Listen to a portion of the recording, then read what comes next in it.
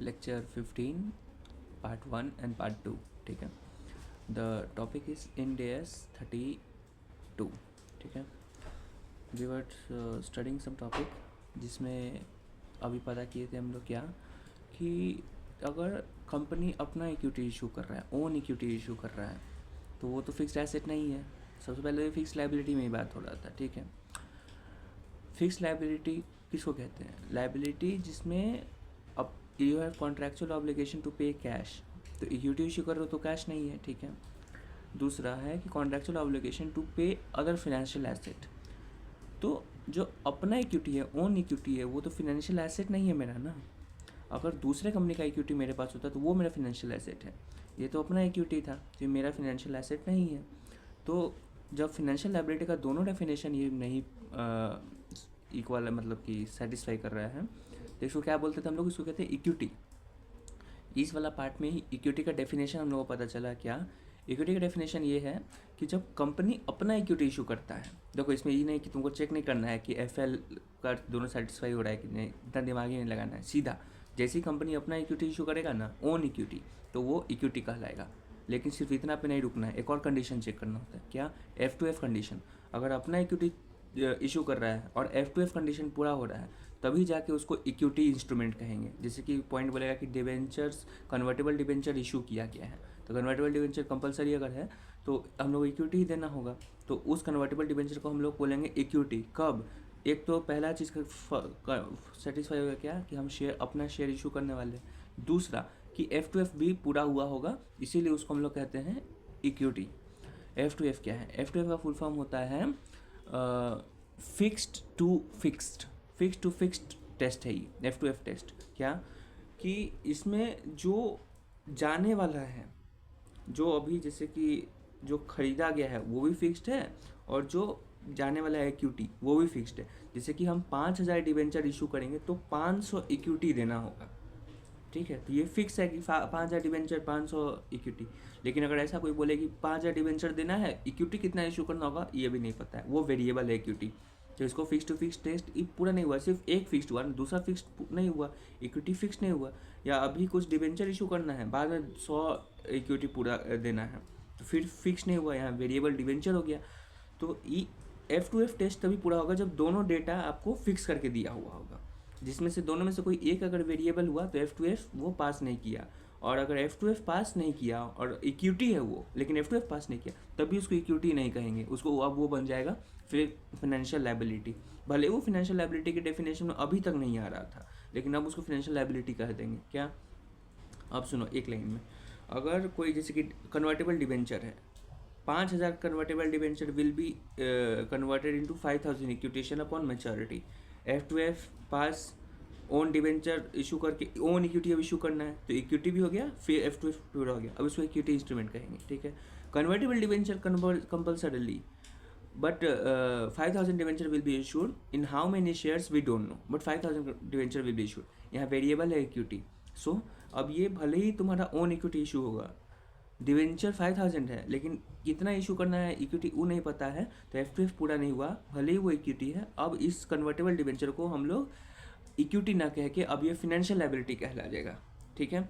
Financial liability के definition आज हम लोग ऐड किए हैं, बता देते हैं कौन सा पॉइंट उसका आज ऐड हुआ है. फिनेंशियल लायबिलिटी उसका पॉइंट ये हुआ है, पॉइंट नंबर C. ABC था. अभी तक हम लोग कॉन्ट्रैक्चुअल का FL का सिर्फ A का 1-2 पढ़े थे. अब हम लोग इसमें पार्ट 2 में हम लोग उसका C भी डाले हैं. क्या? Contract to issue own equity share in variable number. अभी तो वही बोले ना, इन वेरिएबल नंबर का मतलब F2F टेस्ट नॉट मेट. देखो ब्रैकेट में लिखा हुआ है क्या कि हम अभी वही ना बोले कि 5,000 कंपलसरी डिबेंचर 5,000 हम लोग इशू कर रहे हैं, लेकिन कितना इक्विटी में इशू देना होगा वो आइडिया नहीं है, वो वेरिएबल है, तो वो भी फिनेंशियल लायबिलिटी कहला जाएगा. ये लिखा गया यहाँ पे. ठीक है. यही है तुम्हारा F2F टेस्ट. ठीक है. इक्विटी का तुमको डेफिनेशन समझा दिए. अब आता है फिनेंशियल इंस्ट्रूमेंट. फाइनेंशियल इंस्ट्रूमेंट वो इंस्ट्रूमेंट है जिसमें एक कंपनी के लिए वो फिनेंशियल एसेट होगा, भले ही दूसरे कंपनी के लिए हो, या वो फिनेंशियल लायबिलिटी या इक्विटी हो सकता है. सामने वाले के लिए लायबिलिटी इक्विटी होगा, मेरे लिए एसेट होगा. ठीक है. तभी वो जो भी इंस्ट्रूमेंट है उसको कहेंगे फिनेंशियल इंस्ट्रूमेंट. ठीक है. अब एक पॉइंट सर एक एग्जांपल दे दिए थे फाइनेंशियल एसेट में, क्या कि बेटिंग वाला, डेरिवेटिव्स एक बेटिंग तरीके का अभी समझाने के लिए बोले हैं कि हम लोग आज बेट किए कि 3 महीना के बाद इंडिया जीतेगा पाकिस्तान से। पाकिस्तान से जीतेगा नहीं, इंडिया का जो करेंसी है, जैसे कि इंडिया का करेंसी आज 100 रुपया चल रहा है एज़ कम्पेयर टू यूएस, तो 3 महीना के बाद हमारा करेंसी एक 80 पे आ जाएगा। यहाँ पे एग्जांपल क्या दिया, हाँ रिलायंस का शेयर, सॉरी, इसमें एग्जांपल दिया हुआ है कि 3 महीना के बाद रिलायंस का शेयर बढ़ेगा।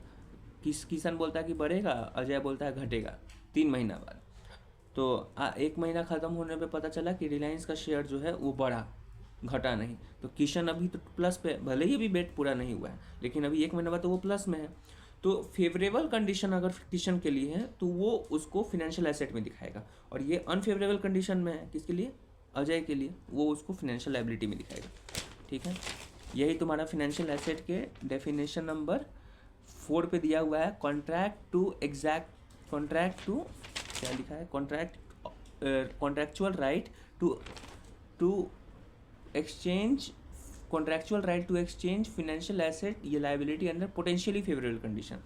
ये हमारा कॉन्ट्रैक्चुअल राइट हो गया, और किसके लिए, इसके लिए, किसान के लिए, कि हमको राइट, उसको पैसा मिलने वाला है, तो कॉन्ट्रैक्चुअल राइट है टू एक्सचेंज फिनेंशियल एसेट या लायबिलिटी अंदर पोटेंशियली फेवरेबल कंडीशन था। ठीक है, ये तो हो गया तुम्हारा पार्ट 1 का चीज़। अब हम लोग देखेंगे क्या, और हाँ एक और बात, एक जो डेफिनेशन हम रेड पेन से लिखे हुए हैं उसको तुम 33.7 नंबर पेज है बुक का, उसको भी तुम देख लेना, वो तुम्हारा क्लियर कर देगा तुम्हारा इक्विटी वाला टेबल। ठीक है, ये हो गया इंड AS 32। अब हम लोग बात करेंगे इंड AS 109। ठीक है, अभी तक जो 32 पढ़े थे उसका 10% चांस है कि वो आएगा, वो MCQ सब में आ सकता है कि फिनेंशियल लायबिलिटी क्या है, फिनेंशियल एसेट कौन सा है, इक्विटी कौन सा है, ये सब करके। अब आता है इंड AS 109 जिसका 90% चांस है कि आ सकता है, आएगा, वो आता है 90% चांस है। ठीक है, अब हम लोग इसमें देखते हैं, फर्स्ट एडवांस वर्जन है क्या। देखो हम लोग क्लासीफाई कर रहे हैं, फिर 3 तरीके का भी जब हम लोग चीज़ पढ़े हैं, क्या, financial asset, financial liability, equity. ठीक है, फिनेंशियल इंस्ट्रूमेंट 3 चीज़ में क्लासीफाई किया गया है।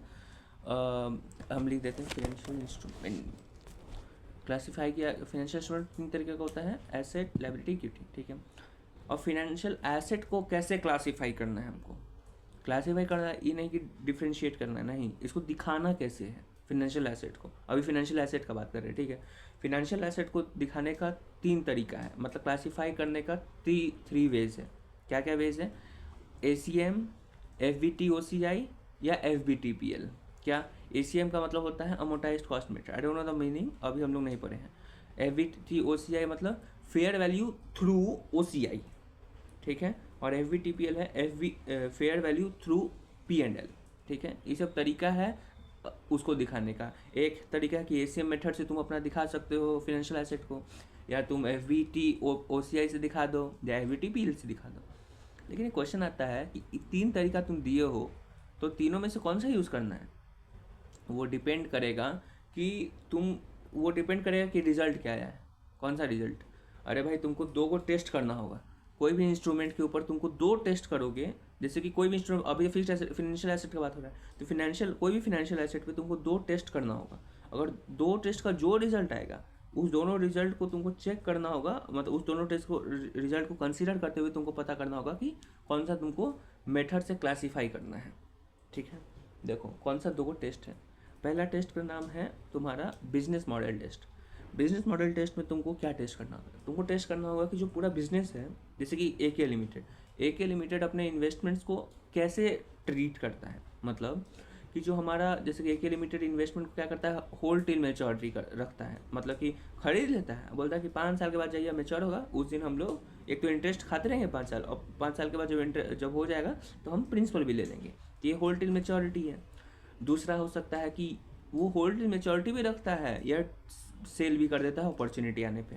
तो जैसे कि वो रखा हुआ था, सोचा हुआ था कि होल्ड टिल मैच्योरिटी रखेंगे, लेकिन एक बार कोई अच्छा ऑफर आया तो उसको बेच दिया। ठीक है, तीसरा होता है कि वो ट्रेडिंग के लिए रखे हुए, मतलब कि वो खरीदता है बेचता है, तो उसका ये था कि पूरा कंपनी को हम लोग देखते थे कि पूरा कंपनी करता क्या है। जैसे कि ये नहीं कि फिनेंशियल एसेट उसका देख रहे हैं कि तुम डिवेंचर में कितना इशू, डिवेंचर तुम कैसे रखता है होल्ड टिल मैच्योरिटी, या शेयर्स तुम कैसे होल्ड टिल मैच्योरिटी रखता है, या बॉन्ड कैसे रखता है, ये सब नहीं। हम लोग पूरा जो भी कंपनी है, कंपनी को जितना फिनेंशियल एसेट है सबका ऐसे ही एक बार उसे पूछेंगे कि भाई तू कैसे रखता है, तो बताएगा तुमको, ठीक है। दूसरा टेस्ट है CCFT, contractual cash flow characteristic test. इसका मतलब हमको नहीं पता CCFT का, बस इसी है। तो CCFT टेस्ट में हम लोग क्या चेक करते हैं, CCFT में चेक करेंगे हम लोग कि क्या वो जो कंपनी है, अब हम लोग पूरा कंपनी बेसिस पे नहीं देखेंगे, अब हम लोग फिनेंशियल जितना फिनेंशियल एसेट है उस सबको देखेंगे, उस सबसे उसका चेक करेंगे क्या कि जो हमारा ये फिनेंशियल एसेट है, जैसे कि लेके चलते हैं बॉन्ड, तो क्या बॉन्ड को हम लोग होल्ड टिल मैच्योरिटी, मतलब कि जो होल्ड मैच्योरिटी, वर्ड गलत बोल रहे, क्या जो बॉन्ड का हमको जो क्या बोलते हैं प्रॉमिस्ड कैश फ्लो है, क्या हम वो लेना चाहते हैं या फिर हम कुछ एक्स्ट्रा चीज़ लेना चाहते हैं। प्रॉमिस्ड कैश फ्लो क्या होता है? प्रॉमिस्ड कैश फ्लो ये होता है कि कोई भी अगर बॉन्ड हो गया, डिबेंचर हो गया, कुछ भी होगा, तो उसका प्रॉमिस्ड कैश फ्लो क्या होता है कि एक तो वो इंटरेस्ट देगा, दूसरा प्रिंसिपल देगा, ये प्रॉमिस्ड कैश फ्लो है, ठीक है। अगर हम प्रॉमिस्ड कैश फ्लो लेना चाहते हैं तो वो CCFT टेस्ट मेट कर दिया, ओके, उसका वो रिजल्ट पास है। लेकिन अगर हम सिर्फ जो हमको प्रॉमिस किया हुआ सिर्फ हम वो नहीं चाहते, हम कुछ एक्स्ट्रा भी चाहते हैं, जैसे क्या किए, हम जो प्रॉमिस हमको किया वो कब मिले, कब हमको होगा, जब हम होल्ड टिल मैच्योरिटी रखेंगे तभी हमको सिर्फ प्रॉमिस मिलेगा। हम क्या किए, होल्ड टिल मैच्योरिटी रख के आज ही बेच दी, तो आज बेचने से क्या होगा, हमको कैपिटल गेन या कैपिटल लॉस हो सकता है, राइट। तो ये प्रॉमिस कैश फ्लो से अलग चीज़ है। तो अगर प्रॉमिस कैश फ्लो से अलग भी तुम कुछ अगर तुम लेना चाह रहे हो, तो वो CCFT तुम्हारा रिजल्ट तुम फेल कर जाओगे, मतलब CCFT नॉट मेट, ठीक है। CCFT एक तो मेट होगा जब सिर्फ प्रॉमिस कैश फ्लो तुम लेना चाहोगे, CCFT नॉट मेट होगा जब तुम अदर चीज़ एक्स्ट्रा चीज़ लेना चाहते हो, ठीक है। अब तुमको दोनों टेस्ट बता दिए, बिजनेस मॉडल टेस्ट और CCFT टेस्ट। ये दोनों टेस्ट का जो रिजल्ट आएगा उस रिजल्ट को कंसीडर करते हुए तुम पता कर पाओगे कि तुमको ACM यूज़ करना है, FVT OCI या FVT TPL यूज़ करना है, ठीक है। अब तुमको तो बता दिए कि 2 टेस्ट हुआ, इसका कुछ रिजल्ट आया, यही मेथड है। अब लेकिन कंसीडर कैसे करना है, कंसीडर करने का तरीका क्या है बताते, सुनो। कंसीडर करने का तरीका क्या है, तुमको पेज नंबर दिया हुआ है 90 पे। देखो भाई, अगर बिजनेस मॉडल टेस्ट, तुमको एक बात सुनो, अगर कहीं भी कोई भी अथी में तुमको बोला गया है, कहीं भी कुछ नहीं, अगर बिजनेस मॉडल टेस्ट तुम किए हो और तुमको तुम CCFC, सीधा एकदम दिमाग लगाओ, CCFC टेस्ट किए हो और वो नॉट मेट आया, CCFC टेस्ट में सबसे पहले CCFT टेस्ट लगाओ, ठीक है। CCFT टेस्ट हुआ, फेल हो गया, तो कुछ दिमाग नहीं लगाना है, सीधा जाना है और जाके लिख देना है क्या कि हम यूज़ करेंगे FVTPL हम लोग यूज़ करेंगे, ठीक है, और कुछ नहीं। जहाँ CCFT टेस्ट में मीट नहीं हुआ, मतलब CCFT टेस्ट क्या कि तुम पीछे में भेज दिया, प्रॉमिस कैश फ्लो नहीं, तो तुम तो फेयर वैल्यू से गेम खेल रहा होगा, इसलिए FV थ्रू PL करेंगे, OCI नहीं करेंगे, थ्रू PL करेंगे, सारा प्रॉफिट लॉस का गेम हो जाएगा, ठीक है, FVTPL हो जाएगा। अब आगे बात करते हैं कि ये CCFC टेस्ट नॉट मेट था, तब FVTPL। ये तो एक चीज़ याद होगा कि FVTPL होगा कब, जब CCFC मेट नहीं हुआ। दूसरा की पॉइंट क्या कि तुम BT कर रहे हो, अगर तुम पहले BT किया इस बार, अब BT में तुम्हारा मन है, तुम BT किया, BT में पता चला कि वो ट्रेडिंग कर रहा है, जैसे ट्रेडिंग कर रहा है ना, सीधा डाल दो FVTPL पे, CCFT टेस्ट करने का जरूरत नहीं है। 2 चीज़ चेक करो, CCFC है, अगर नॉट मेट कर रहा है तो मार दो उसको FVTPL, अगर भले ही CCFC मेट कर रहा है फिर चेक करो क्या ट्रेडिंग तो है, अगर ट्रेडिंग है तो मार देना उसको FVTPL, भले ही CCFC मेट कर रहा है नहीं कर रहा है उससे हमको मतलब नहीं है, अगर उसमें मेट भी कर रहा हो लेकिन ट्रेडिंग कर रहा है FVTPL, क्योंकि भाई ट्रेडिंग में तो फेयर वैल्यू चाहिए होता है, तो FVTPL। प्रॉब्लम कहाँ आता है, जब साला CCFT मेट कर गया, ऊपर से तुम्हारा जो बिजनेस मॉडल ट्रेडिंग नहीं, क्या है, होल्ड है, अगर मेट है और होल्ड कर रहा है तो वो ACM जाएगा, मेट है और उसके बाद होल्ड या सेल कर रहा है तो FVT OCI जाएगा, ठीक है। अब एक पॉइंट आता है इक्विटी का। देखो भाई, हमारा इक्विटी वो वाला इक्विटी नहीं, हमारा इक्विटी शेयर्स, हमने ये तो फाइनेंशियल एसेट की बात कर रहे हैं ना, इक्विटी तो लायबिलिटी आता है वो नहीं, वो तो ओन इक्विटी का, हम दूसरा इक्विटी की बात कर रहे हैं इस बार। क्या कि हम इन्वेस्ट किए हुए थे किसी कंपनी के इक्विटी शेयर्स में, डिफरेंट कंपनी का इक्विटी शेयर, तो हमारा तो फाइनेंशियल एसेट है ना भाई, उसमें अति किए हुए थे, लेकिन हमारा बिजनेस मॉडल है होल्ड करने का, ठीक है। लेकिन जब CCFC टेस्ट किए तो भाई शेयर्स को तो हम लोग होल्ड टिल मैच्योरिटी, जो 2 प्रॉमिस कैश फ्लो, उसमें तो 2 प्रॉमिस कैश फ्लो भी नहीं है, उसमें कोई कैश फ्लो प्रॉमिस तो नहीं है, डिविडेंड मिल सकता नहीं भी मिल सकता है, और जो कैपिटल हमने दिया है, मतलब जो भी इक्विटी तो हमारा कंपनी का कैपिटल है ना, तो जो इक्विटी हमने दिया है उसको तो वो ज़िंदगी भर रखेगा, कंपनी तो गोज ऑन फॉर एवर, उसका कभी मेच्योरिटी आएगा ही नहीं, तब तो हमको कभी ना कभी तो बेचना ही पड़ेगा। कोई हालत में CCFC टेस्ट वो पूरा ही नहीं होगा, हर वक्त फेल करेगा। अगर CCFC टेस्ट फेल कर जाएगा तो उसको तो सीधा FTPL में डाल दोगे तुम बिना कुछ सोचे समझे। तो भाई हर वक्त तुमको इक्विटी तो तुमको प्रॉफिट लॉस में दिखाना पड़ रहा है, ये तो गलत बात है। तो कंपनी ICI क्या बोले हैं कि देखो ठीक है मान लेते हैं, अगर इक्विटी का बात हो रहा है, तुम इन्वेस्ट किए हो इक्विटी शेयर्स में, तो तुमको एक रिलैक्सेशन है। क्या रिलैक्सेशन है भाई? कि तुम उसको डाल सकते हो भले, अगर तब तुम ट्रेड नहीं कर रहे हो तभी। अगर तुम ट्रेड करो तब तो तुम्हारा FVTPL जाएगा ही, लेकिन अगर तुम होल्ड कर रहे हो या होल्ड या सेल ऑन वो कर रहे हो, और तुम्हारा CCFC तो कभी मेट ही नहीं करेगा। अगर होल्ड कर रहे हो या होल्ड इससे कर रहे हो वाला, तो तुम उसको डाल सकते हो FVT OCI NR में। अभी तक जो ऊपर बोले थे कि hold sell plus FVC, hold sell plus met is equal to FVT OCI R होगा, वो ये NR होगा, ठीक है। फिनेंशियल लाइबिलिटी, अब फिनेंशियल एसेट का सारा क्लास, फिनेंशियल एसेट 3 तरीके से क्लासीफाई होता है, ACM, FVT OCI और FVTPL, ठीक है। कौन सा कैसे क्लासीफाई, कौन सा मेथड से क्लासीफाई करेंगे उसको डिपेंड चेक करने के लिए हम लोग रिजल्ट चेक करते थे, ठीक है। लेकिन अब हम लोगों का क्या है, अब हम लोगों का है फिनेंशियल लाइबिलिटी, ठीक है। फिनेंशियल एसेट का होगा कि 3 तरीके क्लासीफाई करने का, लेकिन फिनेंशियल लाइबिलिटी को क्लासीफाई करने का सिर्फ एक तरीका है, क्या? ACM। तो अगर एक ही तरीका है तो कोई मेथड है, मतलब कोई टेस्ट करना होगा? अरे भाई एक ही तरीका है, 2 तरीका ऑप्शन मिलता है तभी तो आप कुछ टेस्ट करोगे, रिजल्ट चेक करोगे, नहीं एक ही तरीका ही है तो कुछ टेस्ट नहीं करना है। फिनेंशियल लायबिलिटी है उसको सीधा ACM डाल दो, FVT मत डालो, उसको ACM डालो, ठीक है। अभी आगे का मेथड आई डोंट नो, जो बोलने वाले हैं विल चेक इन नेक्स्ट जो भी है। सो इट्स डन, चलो बाय बाय।